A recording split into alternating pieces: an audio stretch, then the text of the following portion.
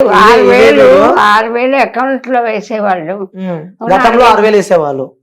6,000 వేసేవాళ్ళు. కొన్నాళ్ళు వచ్చినాయి, మళ్ళీ రాలేదు, మళ్ళీ వచ్చినాయి. ఇప్పుడు మళ్ళీ డిసెంబర్ లో వేశారు. అప్పటి నుంచి మళ్ళీ మాకేం తెలియదు, రాలేదు. ఎందుకంటే మా అసోసియేషన్ లో చిరంజీవి గారు మెంబర్షిప్ ఇప్పించారంటూ కూడా మీరు చెప్పారు కాబట్టి చిరంజీవి గారు మీరు చెప్పాలంటే ఏం చెప్తారు? ఇదే వీడియో మన వీడియో చిరంజీవి గారు చూస్తూ ఉంటే చిరంజీవి గారికి చెప్పాలంటే ఏం చెప్తావు? చిరంజీవి గారు చూస్తారా ఈ వీడియో?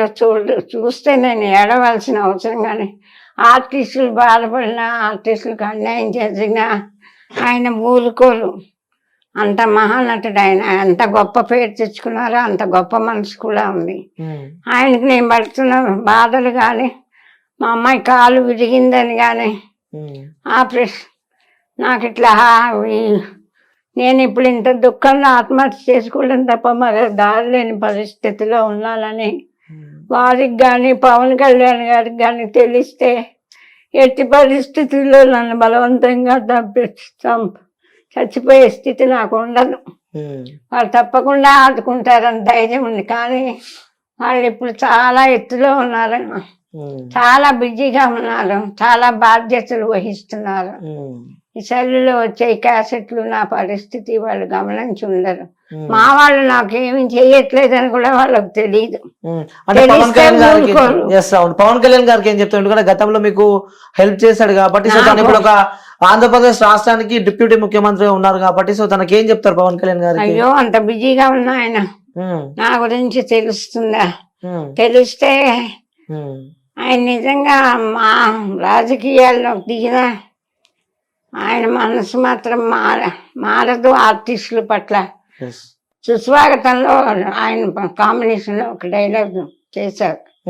అప్పుడు స్టేజీలో నాకున్న పేరు ఆయన విని నాకు ఎంత గౌరవం ఇచ్చారో చెప్పలేను. ఆయనకు సీటు దులిపి నాకు దగ్గు వస్తుంటే ఆయన మూత తీసి ఇచ్చారు. ఎవరన్నా అదే ఎవరా నీళ్ళు అంటే ఇస్తారు కదా, ఆయన బాటిల్ తీసి కిల్లే వాటర్ బాటిల్ తీసి మూత తీసి తాగలమ్మా అని ఇచ్చారు.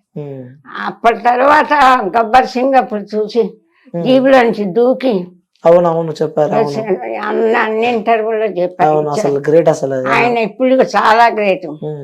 ఇప్పుడు కూడా మారిపోకుండా ఆ పవన్ కళ్యాణ్ గారుగానే ఉంటారని నేను బాగా నమ్ముకుంటున్నాను. ఓకే, అంటే పవన్ కళ్యాణ్ గారు మారరు, రాజకీయాల్లో చేరినా మారకూడదని నా కోరిక. ఆయన తెలిస్తే నేను ఇంత దుఃఖంలో ఉన్నానని ఎట్టి పరిస్థితుల్లో ఊరుకోరని నాకు బాగా నమ్మకం. ఆయనకు తెలిసే అవకాశాలు లేవు, ఆయన బిజీగా ఉన్నారు. అంటే చెప్పలేము, తెలిసే అవకాశాలు లేవు అంటే చెప్పలేము. ఒక వీడియోలు చూసే వాళ్ళు కూడా దాకా చేరుస్తే ఇంకా బాగుంటుంది. ఆయన దగ్గరికి వెళ్ళి చెప్పడానికి భయపడతారు అందరూ, చెప్పరు. ఆయనగా అంత బిజీగా ఉన్నాయన ఈ వీడియోలు చూస్తారా? ఓకే, అంటే ఆ మెగా ఇంటి నుంచి కూడా మెగా మెయిన్ అల్లుడు సాయి ధర్మ తేజ్ కూడా మీకు ఒక 1 lakh ఇచ్చాడంటూ కూడా సోషల్ మీడియాలో పెద్ద ఆయన 2 ఏళ్ల కిందట చెప్పారమ్మా. మా అమ్మాయికి బాగాలేదు, ఇప్పుడు బాగాలేదని తెలిసి ఒకరి చేత కబులు పెట్టారు. నేను ఆవిడకి జీవితాంతం లోటు లేకుండా ఉండేలాగా ఏదో మార్గం చూస్తాను, ఆవిడకి నేను సాయం చేస్తానని చెప్పండి అమ్మకి అని కబులు పెట్టారు. నాతో కూడా మాట్లాడారు ఫోన్లో. మీకేం పర్లేదమ్మా, ధైర్యంగా ఉండండి. ఆ తర్వాత వారికి యాక్సిడెంట్ అయ్యి 2 years అయిపోయిన తర్వాత మాట తప్ప మీకు మాట ఇచ్చానమ్మా అంటే మర్చిపోకుండా గుర్తు పెట్టుకొని చేశారు. అందుకే నేను వారి మంచితనం, నాకు పర్సనల్ గా సాయి తేజ గారితో పరిచయం లేదు, నేను వారితో యాక్ట్ చేయలేదు. మామూలుగా ఈ టీవీలో అక్కడ ఎలా చూసారో తెలియదు. అంత అల్లుడు కదా, బుద్ధులు ఏమైనా వచ్చినాయి అనుకోవచ్చా? అలా మేనమా గారి బుద్ధులు అని అనుకోను నేను. స్వతహాగా ఆయన మంచి కుటుంబంలో పుట్టారు, అందరిని చూస్తున్నారు, మామయ్యని వాళ్ళని. ఆయనకే స్వతహాగా మంచి మనసు పోయారు. ఆ మామయ్య మంచివారు, అందరూ హెల్ప్ చేస్తారు, నేను చేద్దామని కాకుండా ఆయనే స్వతహాగా మంచి మనసుతో హెల్పింగ్ నేచర్ ఉంది. కొంతమంది అలాంటి వాళ్ళు ఉండబట్టే ప్రపంచం. ఓకే, అంటే ఓకే మీరు చేశారని. ఇంత చేశారు. నేను మాట ఇచ్చాను తప్పకూడదు, ఆవిడకి హెల్ప్ చేస్తాను నన్ను, పాప ఎంత బాధపడుతున్నాను గుర్తు పెట్టుకొని చేసినందుకు వారికి హృదయపూర్వకంగా కృతజ్ఞత తెలుపుతున్నాను. ఎవరు చేస్తారు? చాలా మంది చెప్పారు మేము చేస్తాం, ఎవరు చేయలే. చేస్తానని చెప్పడం మాత్రం చాలా మంది చెప్పారు, కానీ చేసి మాత్రం చూపించింది సాయి ధర్మ తేజ్ అని చెప్పి అంటూ ఆయన చేశారు. ఓకే రైట్ అమ్మా. అంటే ఈ స్థాయికి వచ్చారు, మీ లైఫ్ లో ఎన్నో ఒడిదుడుకులు ఎదుర్కొన్నారు, ఎన్నో కష్టాలు బాధలు ఇబ్బందులు ఎదుర్కొని ఈ సిచ్యువేషన్ లో మీరు ఇప్పుడు ప్రజెంట్ ఉన్నారు.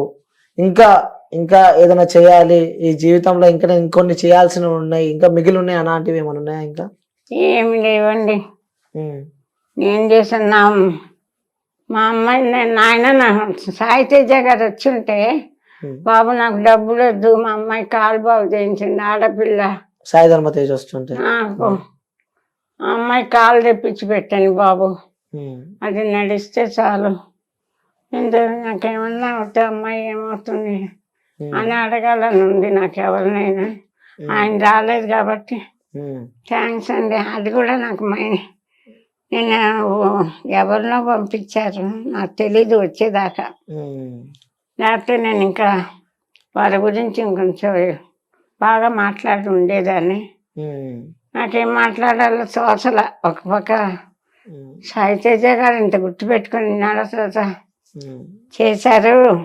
ఒకసారి రామ్ చరణ్ గారికి చెప్పండి, ఆయన అయితే ఇంకొంచెం పెద్ద సాయం చేస్తారేమో, బాగుంటుందో లేదో కానీ వారి దృష్టికి కూడా తీసుకెళ్ళండి అని సాయం తేజ గారిని అనుకున్నా. వారు రాలేదు, వీడియో కాల్లో మాట్లాడారు. వీడియో కాల్లో? వీడియో కాల్లో మాట్లాడారు. ఏమన్నారు? అమ్మా మీరు థ్యాంక్స్ అండి, ఇదంటే అమ్మ మీరు బాధపడద్దు, మీకేం పర్వాలేదు, మేము అందరం ఉన్నాం. వస్తా అని చెప్పిండా ఎప్పుడైనా? వస్తా అని చెప్పిండా? వస్తానని చెప్పలేదు, కానీ మేము ఉన్నామమ్మా చూస్తాం, మీరేం బాధపడకండి, మీరు ఎట్లా బాధపడితే నాకు బాధగా ఉంది, ఏడవద్దు, ఏడ్చేసాను నేను, మీరు గుర్తు పెట్టుకోండి. ఇప్పుడు మేము ఆయన పంపించేటప్పటికి ఇంకా ఎవరు మనకు సాయం చేయరు. ఎట్లా తెచ్చుకోవాలా, ఏం తాగాల, కాళ్ళు లేవు, ఏదైనా తెచ్చుకొని తాగాలన్నా కానీ చచ్చిపోవటం తప్ప మనకు ఇంకో దారి లేదని ఏడుచుకుంటూ ఉన్నాం మేము. ఆ టైంలో ఆయన పంపించారు. చాలా సంతోషం అంటారు. చాలా ప్రాణం పెట్టారు కొద్ది రోజులు.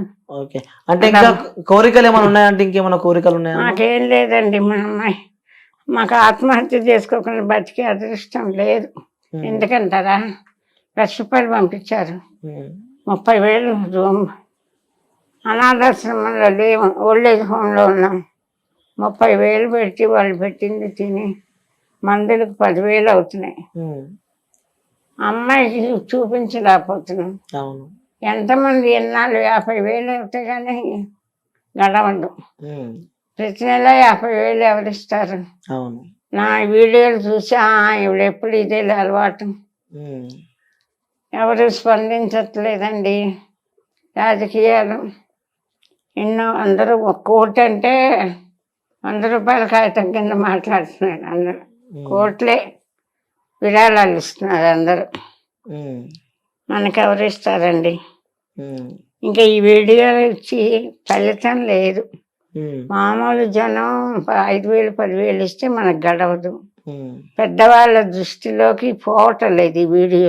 సరే, ఇదే వీడియో మన రాష్ట్ర ముఖ్యమంత్రి, తెలంగాణ ప్రభుత్వం రాష్ట్ర ముఖ్యమంత్రి రేవంత్ రెడ్డి గారికి చూస్తూ ఉంటే, లేకపోతే ఆ ప్రభుత్వం సంబంధించిన ఎవరైనా వ్యక్తులు చూస్తూ ఉంటే వాళ్ళకి చెప్పాలంటే ఏం చెప్తారు? ఎందుకంటే గతంలో కేసీఆర్ ప్రభుత్వం ఉన్నప్పుడు కూడా మీకు పింఛన్ వచ్చేది, 6,000 వచ్చేదా పింఛన్? 10,000 ఇచ్చారు. 10,000 పింఛన్ ఇచ్చారు. ఒకటి గర్వం నాకు, కాంతారావు గారికి ఇస్తూ 10,000, నాకు కూడా 10,000 ఇచ్చారు. అంటే ఆయన పెద్ద హీరో, ఆయనకి నెలకు 50,000 1,00,000 ఇవ్వాలి అసలు నాకు పెన్షన్.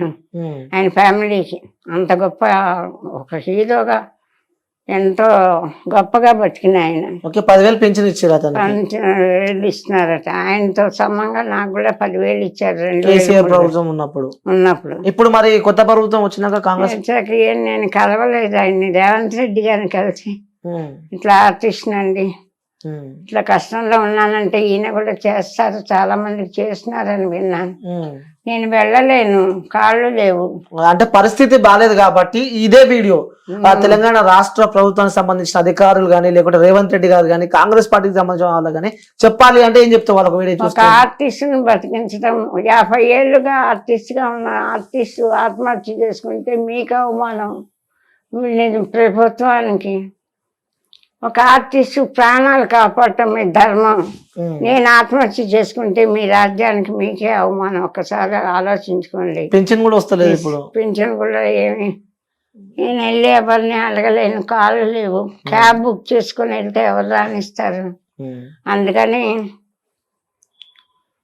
ఒక ఆర్టిస్టు బతకలేక ఆత్మహత్య చేసుకుంది అని మీకు తెలిస్తే మీకే అవమానం. మీరు పెద్ద మనసు చేసుకొని నన్ను కాపాడే బాధ్యత మీకుంది, కాపాడండి అని కోరుతాను. అందుకంటే ఇంక నేనేం కోరలేను. ఓకే, అంటే ఒంటరిగా ఉన్నప్పుడు ఇవన్నీ చూస్తున్నప్పుడు బాధ అనిపిస్తూ ఉంటుంది. అంటే అప్పుడు ఇట్లా ఉంటుండే లైఫ్, ఇట్లా ఉంటుండే. అయ్యో ఏడుస్తా, ఇట్లా బతికాను కదా, ఇట్లా అందరి తను రాత రాస్తాడు దేవుడు అని తెలుసుకోలేకపోయాను అని ఏడుస్తూ ఉంటాను. అమ్మాయి నేను ఏడవటమే, మాకు ఇంకేం లేదు.